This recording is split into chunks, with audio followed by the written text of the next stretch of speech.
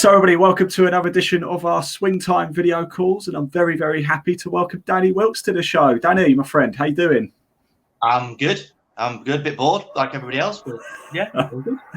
Well, I'll tell you what, if you're bored then, mate, why don't we talk about golf? Because who doesn't love a bit of golf, hey?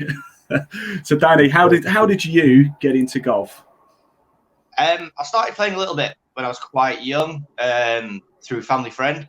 Kind of just go to the driving range and played a bit. Got quite good quite young, but then stopped playing for 5-6 years. I didn't take it up again until I was like 15. Yeah. So how can you stop for that period then? Was it difficult to pick back up again, or? No, I just missed it a bit. I was at that age where you're playing team sports, football, rugby, like that through school. So golf kind of went on the back burner. And then when that all ended, did stop playing football as much and things. That's when I took golf up again, rung the pro who used to give me lessons, and kind of got back in that way, really. Ah, fantastic. So who was your pro then, who sort of started you on the journey, shall we say? Yeah, it's a guy called Neil Harvey. So he was at Leeds Golf Centre. Now, then he moved to Headingley, which is where I'm at now. Yeah. And have been for years. And he's now currently the head teacher for Woodall Spa. Oh, Woodall Spa, did you say? Oh, fantastic. Yeah, he's down there now. Yeah. The home of England golf, Woodall Spa. I've been up there. Beautiful place, I have to say. Yeah, I've not been for a while. I'm looking forward to going down and seeing him, really. Not been for a good few years now. No, great definitely. So, Daniel, you've been you're obviously a very, very capable golfer. I met you at Crossland Heath when you played in the 2020 Pro Tour event. How did that go for you? Yeah, it was good. It was good. I've just come back from playing MENA Tour, so I've been out in the Middle East for sort of 5 weeks. So it's a little bit different. It was pretty cold up at Crossland Heath. It was a bit windy up the top of the hill, wasn't it? Yeah. I finished bogey to shoot level, so I was a little bit disappointed. Finished with 2-3 putts, but yeah, golf, I suppose, isn't it? That's golf, and it was, like you say, very different conditions to what you just come back from. How was it out in the Middle East on the MENA Tour? How'd you get on out there? I didn't play brilliant, if I'm honest with you. Oh, sorry, mate. I've always played like 1 and 2 day events, and then this was kind of building up to playing like 3 and 4 day events. Yeah. It was a bit of a change. Good experience, great weather, great facilities, great tour. Yeah, you can't really complain. There's not a lot of golf to play over here in January. No, in fact, you'd be mad if you went on a course in January in the UK, I would have thought. You're out in, I think the coldest weather we probably had was in Egypt, and that was high teens, low 20s. Oh, dear. Are you allowed to wear shorts out on the MENA Tour? Yeah, and in Bahrain, they let us have buggies as well, which is something that you don't. Very nice. The life of luxury over there, hey? No, it was nice. It was very nice. Can't complain. And I managed to just get back before the MENA Tour is now being postponed for the rest of the year due to everything that's going on. So I managed to get back. Good man, good man. So, Danny, when did you turn professional then? How long have you been a pro golfer? It was a good while ago. So I turned pro in 2012. So like September 2012. I was quite young. I was 21 when I turned pro. Probably a bit early, actually. And I didn't really have anyone to guide me or advise me of what the right thing was. So I kind of just did it. Played 1836 for a couple of years. Did okay. Won quite a bit on there. Yeah. And then did my PGA. And then now I am where I am now. Fantastic. I was going to say, I guess you sort of answered the question a little bit. You just kind of took the decision and took the plunge. Was it a difficult decision to turn pro, or was it something you had been working up to a while, or was it just let's just do it? It was, a little bit of all, really. I'd sort of had a year where I was playing really well. Kind of got down to +3, and then that's like, right, I wasn't in the England setups. I probably should have stayed away from that, if I'm honest with you. But I'm impatient and just thought, heck with it, let's just do it. No, fantastic. Good man. Good man. Well, look, hey, it's worked out all right now, though, isn't it? And you say you've done your PGA as well? Yeah, so I worked at Garforth Golf Club, which have got they're due to have a 2020 tour event. Yeah. So I was there for 4 years, did that. and then just wanted to go back out playing. I missed it. I enjoy it. When I'm playing well, I make a little bit of money. So hey, that's pretty good. That's what we like to hear. So look, Danny, Danny, one thing we like to do here, I've said this on each video I've done, so he's probably sick of me saying this now. I'm not the best golfer. I love golf, but I'm not the best golfer. Probably about 20 to 22 handicap. So I have a habit of chopping it around a bit. But you're a professional golfer, so you're good. You're far better than I am. But there must be an embarrassing moment or two where you stood on a tee, or you just got the old iron out and you've absolutely done a stinker, and you've just thought, "Oh no, I can't believe I've done that." Yeah, a little bit. The guys at the golf are going to love this when they see it. So I think it was 2011. Well, I know it was 2011 because I've never let me live again. Championship. So I was leading by 1 going up the last. I had just 3 putted the 17th as well. So I was leading by 2. I'm now leading by 1. And the last hole at Headingley is 340 something, slightly uphill. Knocked it on the green, well, just front edge of the green, pins back left. Then 4 putted. Oh. And the guy who was behind me hit his second shot to about the foot, birdied it, won it. I was not in the best place after that because I've never actually won the club championship there. I've always somehow messed that one up. Oh no. And they've never let me live it down, and to the point they still put the pin on 18 in that exact position every year. That is brutal. That is absolutely brutal. If anybody's watching it, pictures of where the flag is every time it's there. I get a picture sent from somebody at the golf club saying, "Do you remember this flag?" And I've never. Do you know what, Danny? Normally, I say to everybody, "I'm going to remind you next time I see you," but I don't know. That's I couldn't do that to you, mate. I couldn't do that to you. I mean, now I've had 9 years of that, so yeah. So let's get back to a bit more positivity, shall we? Danny, what would you say has been your best result as a pro golfer? I've won quite a bit on the Yorkshire PGA circuit. I've done well on there. Done an 1836. I think that's probably like quite recently. It was actually just a PGA pro-am event, and I basically needed 5 birdies in the last. Well, I needed to pick up 5 birdies in the last 6 holes to win, and I did. Half time. Yeah, it was at Scarcroft, so I finished 7 under. And although it wasn't probably like the biggest stage, I just kind of dug deep and did it.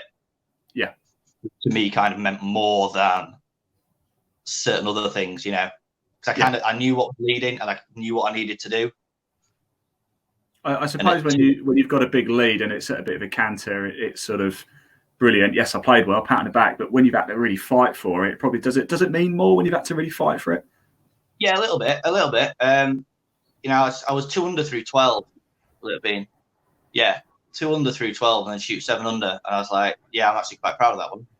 Yeah, good man. Of course, I've never particularly played well at. So, and that's a bonus as well.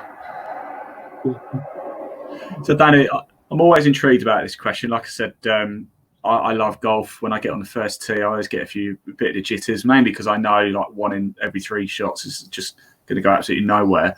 But then again, that's expected of me because I'm not particularly good. You are a professional. You are a very, very capable golfer. Do you still get nervous on that first tee? Not as much as I did. I used to get quite anxious. Now I'm just so much more relaxed. Yeah, it's difficult, but you kind of just got to relax. And if you do hit a bad shot, you hit a bad shot. Has it got easier over time? Like I said, you turned pro in 2012, so you've been a pro for 8 years. Has it just been a time thing, or is it something that you sort of tried to coach out of yourself? I think it's a time thing. I think when you start performing better and start shooting better scores and then winning, you kind of feel more comfortable there. Yeah.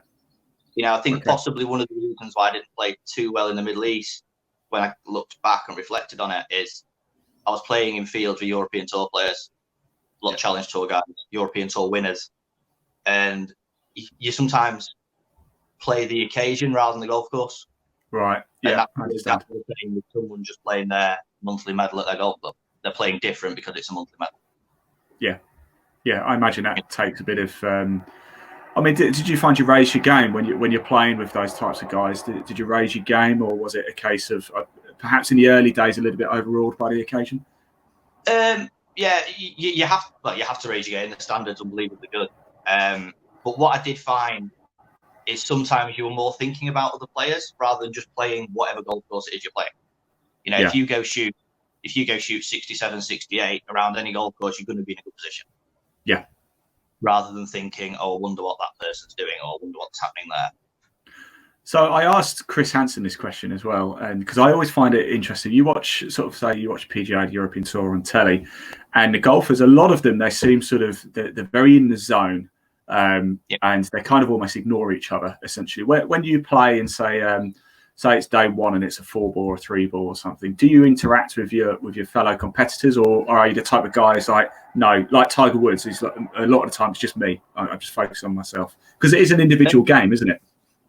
It is. I'm probably guilty. I think probably being a Yorkshireman, we're all quite friendly. And we also the tours I play on and what I play, all the lads are really good lads, and the girls are great. Play with Charlotte at Crossland Heath, so you do have a chat, you know, because you all seem to know each other as well. So you do have a chat, sometimes probably a little bit more than you should, but you do have to switch back into it, you know, as you're coming up to your ball, back in the zone. Yeah, I'm sure Chris playing at European Tour level will see a different experience of that. But the cross doing, you know, we do like to be friendly. We all get on. I like that. I think that would be me. You wouldn't want to play with me because I probably wouldn't shut up. So you feel like Ian just. I play a lot of pro-ams. That's part of our job when we play in the pro-ams is networking and you know, looking after customers in effect. So you have to be that friendly, open, chatty person. Yes, definitely. Well, look, Danny, let's get away a little bit from the golf course, shall we? We can't get out at the minute for obvious reasons. How are you staying sort of game ready, shall we say? Are you able to practice at home? Are you doing any techniques? I've done a little. I'll be honest with you, I've not done too much. With being away, I've just enjoyed being able to spend time with the family. Yeah. I've got a 16-month-old little boy, so being able to spend time with him. Congratulations. Thank you. The dog's getting walked a lot. Doing that, playing out with him, being in the garden. I missed quite a lot at the start of the year, so it's just nice to be home. Good man. And obviously, this is probably quite self-explanatory, really. How do you relax away when you're not playing golf? Now, you just said you've got a 16-month-old there, so that probably takes up all your time. Yeah, it does. I like football. I like a lot of sports. Football, F1. So I do watch a lot of sport on TV. Are you a Leeds United fan, Danny? I am. Good man. Me too.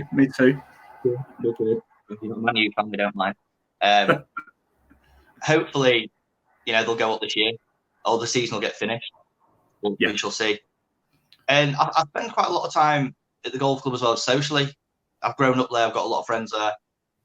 So even when we're not playing golf, you know, we go up, have a few beers, and just be mates. Yeah, which is good. Fantastic. Now, look, this is a question. I won't keep you too much longer. I appreciate you've got other things on. But one question I always like to ask, people like myself, amateurs like myself, who are, we get inundated with advertising and, you know, the brands coming at you with this is the best driver, this is great, this is the best set of irons you've got to have. What is it you play? What's in your bag, Danny? It's always interesting to find what the pros play. Yeah, so I've currently got a Ping G410 driver. That's quite new because I actually broke my old driver when I was in the Middle East. Okay.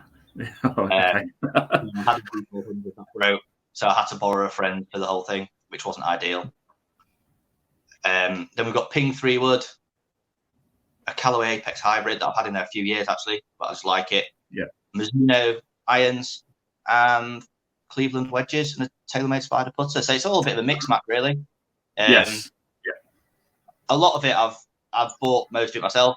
I was using my contacts in the golf industry when I was still working at Garforth and things, so you get to know all the reps. And it's going okay. I'm probably at the point where I need to have a bit of an upgrade, really.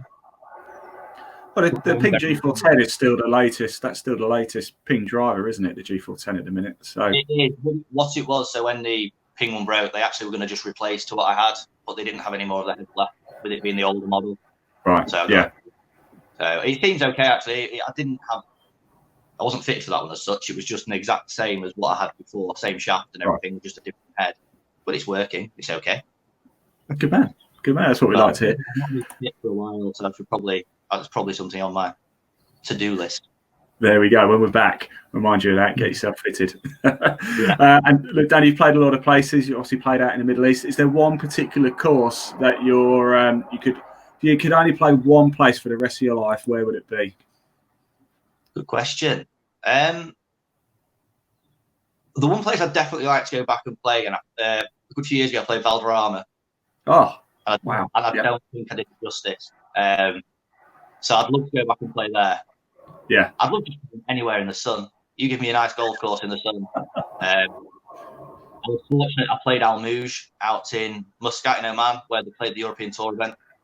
Oh, very nice. Yeah. Cool. That is, you're down by the sea, nice breeze. You're playing around the bays and things. It's beautiful. Oh, stunning. Yeah, beats my local courses. Although they're very good, my courses. Fantastic. Now, look, Danny, I do really, really appreciate your time today. What I always like to do is sort of end it with,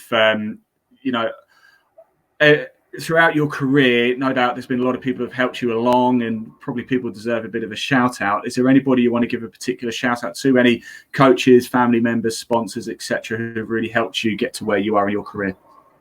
Yeah, definitely. I mean, Neil Harvey, who's now at Woodall Spa, he was definitely the person that got me into golf. Always supported me. So he's been absolutely brilliant. And then since I've actually been married to my wife, well, before we were married, her family have been great. Her dad has kind of really supported me. Almost a little managed me. I am managed by an ex-footballer, Jackie McNamara, who unfortunately he isn't well at the moment. So we've been doing things ourselves. Well, we wish him the best, of course. Yeah. Absolutely, yeah. He's on the road to recovery.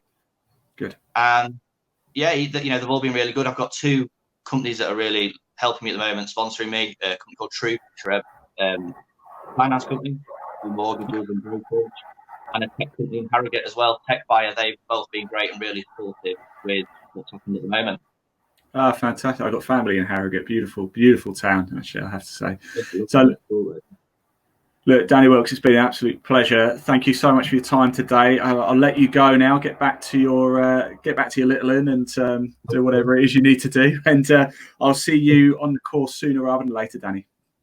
Perfect. All right. Cheers, Ian. Take care. Thank you for your time. Bye-bye.